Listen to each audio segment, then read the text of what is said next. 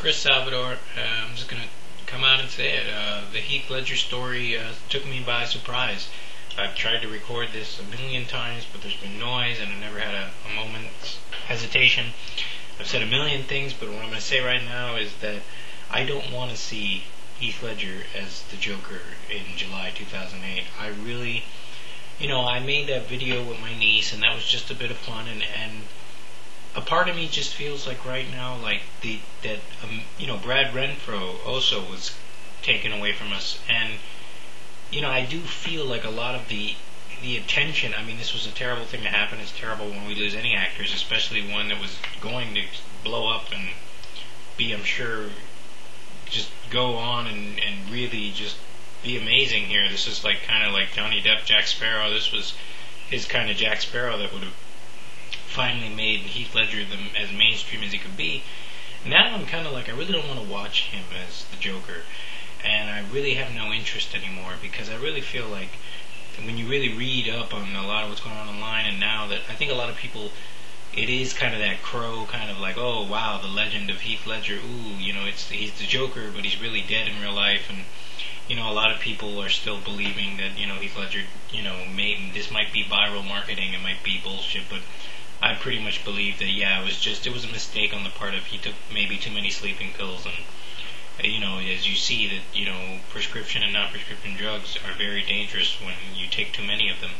So I think it was just like, it was just kind of a shock, the same way that, you lose someone that I never met him, but I did have hopes and aspirations of one day him playing Peter Pan.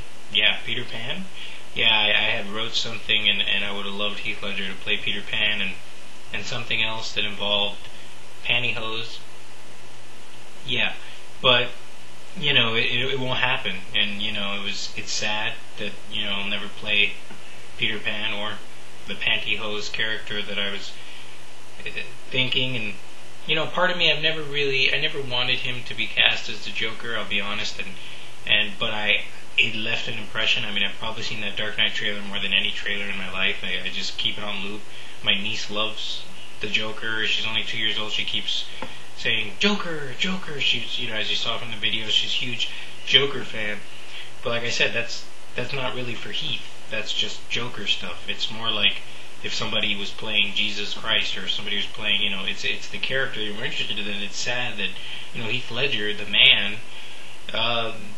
I think a lot of people, they only really do care now because he is going to play the Joker, and that it is like, a lot of people only give a shit now, like, oh, is Joker okay? Is he going to play the Joker? Is he going to be the Joker? Is he going to... And you're like, oh, Brad Renfro. Okay, the Joker? It's like, it's a huge thing that, it's sad that, like, people, I guess we have to be honest, if he wasn't cast as the Joker, I think he probably would have got little to no attention, the same way that Brad Renfro's death kind of came and went. And it's kind of sad because, ultimately this is a terrible thing, simply because, like I said, he's got a daughter that's going to grow up without him. And I feel like right now, if I could, which I know that this is my theory, but I think that Warner Brothers should not release, I think that they should edit and make the print of The Dark Knight, and then take that print, and then take all other copies, everything else, burn them on his funeral, but keep that one print and bury it with him forever, and establish a clause that only his daughter will be able to, like a time capsule, will be able to, when she's 18 or older, and she's appreciative and understanding, she'll be able to, dig it up and, watch the Joker, her father's final performance, like bury the final performance. And I know a lot of people just went, that's the stupidest thing ever. That's dumb. But you gotta ask yourself something. This performance has always been the idea of that, like, it's that big question mark. What's it gonna be like? Everybody who's been involved has seen it, and Christopher Nolan, everybody, we, the audience, the public, are hungry and want to see it, and want to see what he would do with the Joker. But at the same time, they're going, well, whatever he does is going to be undone anyway. It's kind of like when Richard Harris died after Chamber of Secrets, and you're kind of like, and then all of a sudden Michael Gambon comes on, it's like, oh, this is Dumbledore now. And you kind of forgot Richard Harris. You kind of forgot him as an actor, or you just were like, oh, he's the guy that played Professor Dumbledore in the first two movies, and now it's this guy.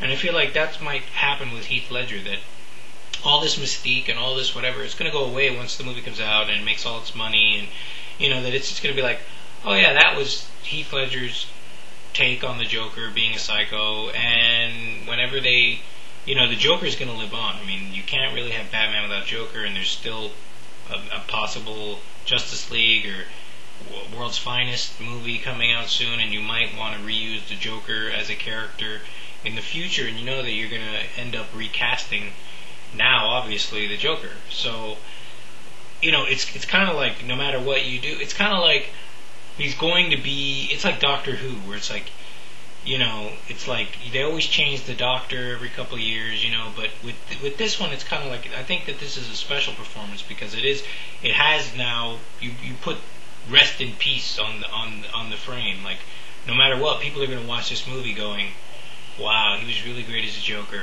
but he's dead. Never going to play him again. Sucks. Who's going to be the Joker next? And then you're just going to be like, I think it demerits and takes away from the performance. That, in a way, Nolan, and as you've seen The Prestige and have you seen Magicians, I think it's so much more cooler to kind of J.J. Abrams did a great talk at TED, the Mystery Box, and I think that you should watch it. I think that this performance should be a mystery box. I think that it's better for his daughter, as a great, beautiful gift to his daughter, to say when she's old enough, when she's 18 or when she's old enough, like, that she should have the keys to this performance. It's hers. It was ultimately, this guy, you could say, well, it wasn't for her, it was for fans, but ultimately this is a guy who, he really doesn't have any more gifts to give his daughter. I mean, that's it. I mean, DVDs that she can, you can, sorry about that noise, you could probably buy a Heath Ledger collection one day, and she could sit down and watch it, but there's no kind of,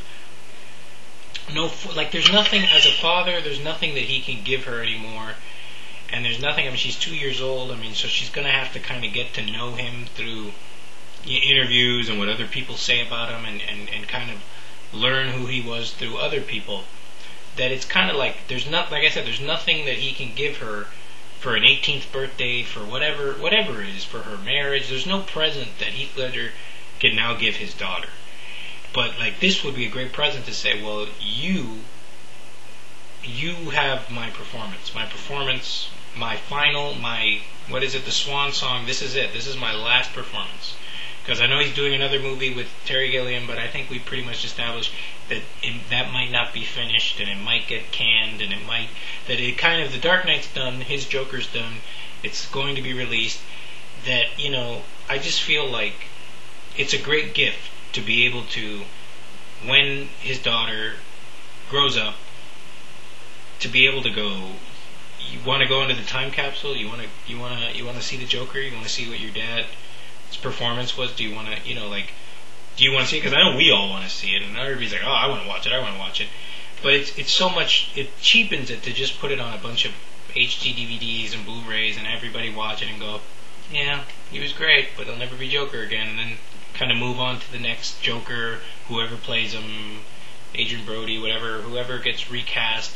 That it kind of, like I said, it takes away from Heath Ledger, and it just makes it about the Joker, and that he's the guy who played Joker but died. That now it's like, well, he's, now it's more like, wow, there's a mysteriousness to it. There's a mystery box to him. There's there's a haunting. It's kind of like, what was the performance like? And there's so many things you can, like, as Christopher Nolan, there's so many things you could do to it. You could put in a film print that doesn't have audio, and it kind of gives it that kind of MacGuffin, Indiana, to kind of make Heath more than just guy who died of sleeping pills. Like, he's got, his performance, it is buried, but the audio that wasn't put with it's in somewhere else, or maybe like I don't know. Just watch Elizabethtown, and you'll see how, how great it was to make this kind of mystery map for the daughter, or for fans, or for someone to be like, well, the performance is there.